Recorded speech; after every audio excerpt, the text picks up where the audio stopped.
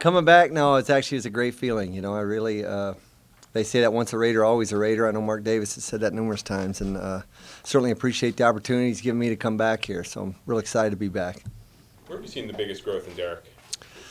Yeah, probably the mental maturity, really, more than anything. Certainly, he's physically he's matured in the 3 years that I was gone, but also I just think his knowledge of the game, he's taken that to a new level, in my opinion. His knowledge of defensive schemes, understanding how to attack different schemes that he's seen in the passing game, and also understanding the protection phase of it. So I just think his overall mental maturity has really jumped out. Derek was talking about kind of like having meetings with you and John and Brian and kind of all the voices kind of chiming in on how to refine or improve things. What are those meetings like? Are they pretty open? Kind of like what's the tone of? Yeah, certainly. John runs the meeting per se, and there are certain duties that Brian and I are in charge of. But it's a collaborative effort, I think, within the meeting, and I think with the different backgrounds. John obviously he's had a chance with his years off to study and look at a number of different schemes throughout the league. So if he's in the meeting, or if he cannot be in the meeting, I guess, and he has to turn it over to myself or Brian, then he just wants to make sure that we're all speaking the same language. And so I think it's gone pretty well as far with that. You work with these two running backs, with Doug and Marshawn. What type of things are you trying to see with their strengths to kind of play into what you want to do offensively? Well, it's real difficult right now without, because of the collective bargaining agreement and the lack of contact that you see. It's difficult to evaluate that position because of the no contact. But they both are two different styles of runners. Certainly you have the power still with Marshawn that we're excited to see. But Doug has really jumped out in this camp, his quickness, his ability to pick up the offense and what we've given him. I think that's been very encouraging. But he's really got a fresh set of legs, and that's probably been the most encouraged when you watch him run out here in the drills that we've run and the strength and conditioning staff and the things that they're doing there. He just looks like he's got a real fresh set of legs.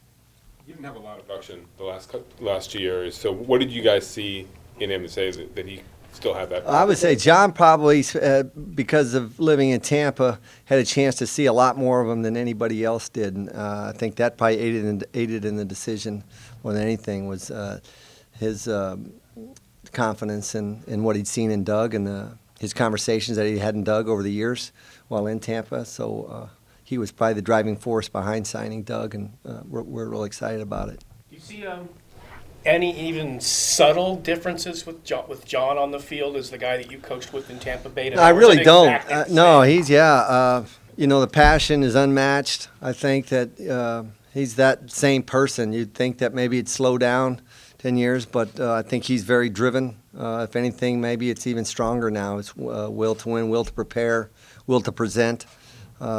Just every day, the energy that he brings to the staff and to me, to the team, is John Gruden. It's who he is. So that's been real fun to be around. You guys obviously haven't been able to put on pads or anything like that, but what are your early impressions of your first round pick, Colton Miller, just from what you have been able to see? Extremely athletic. Both of those tackles that we drafted, extremely athletic. They bend very, very well for men their size. They move extremely well for men their size. So more than anything, it's been their athleticism. How much of the time away for John, seeing other teams and seeing how other things go on? How has that evolved in his offense in terms of how he coaches in terms of? You'd have to ask him that. But, from me, what I see, like I said, he's had a chance to study a lot of different systems, and he's been around a lot of different coordinators and head coaches and both offensive and defensive coordinators. So I think he's had a chance just to experience a lot more, and with an eye on always getting back into coaching. I really believe that. In the conversations I had in the past, I believe that he was still planning on getting back into coaching. It was just going to be a matter of time, and I think obviously he felt the opportunity was right here in Oakland, but he'd been storing a ton of knowledge and a ton of tapes and video, and notes, and I think he's real excited now to try and put it all back together again. Your staff determined in 2014 that Derek was going to be the starter before the season started, with a team that was pretty limited in a lot of areas and talent. How important was it for you guys to make sure he got through the season healthy? Because that seemed to be the huge success that year for him, was that he wasn't sacked that many times. Was that kind of like the main thing you built into that offense? Well, yeah, I think it's very important, and I think Derek would tell you that, number one, the importance of protections and understanding protections and learning protections for a young quarterback. I think it's essential for them to get to really to start their careers. I don't think, and if they're not ready mentally to understand, or do not understand the protection part of the game, then they're really you're doing a disservice to them as a coach to allow them to play. So we try to jump on it hands-on.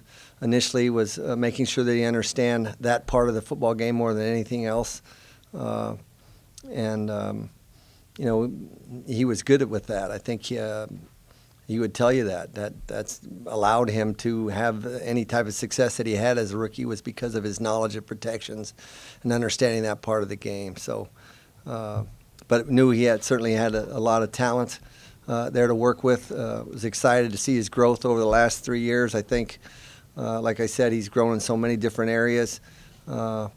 But I'm happy to be back with him, and certainly I think, again, having John Gruden as a head coach, as a head football coach, and a hands-on guy that's with him every single day is going to aid in his development as well. Coaches around the NFL are notorious for keeping long hours. Some guys sleep in buildings. Some might as well send up their wives a postcard for how little they're home. That being said, is it at all different working with John in terms of the hours or work that's he's a grinder. I think he's notorious for that, and in the off season it's really no different. But you really get a taste of it in the regular season when the season begins. But that's part of the business. That's how he operates. That's the reason why he's had success. Why he had success in the league, and why he'll continue to have success in the league is because of his work ethic. And again, it's real refreshing and real exciting to be around.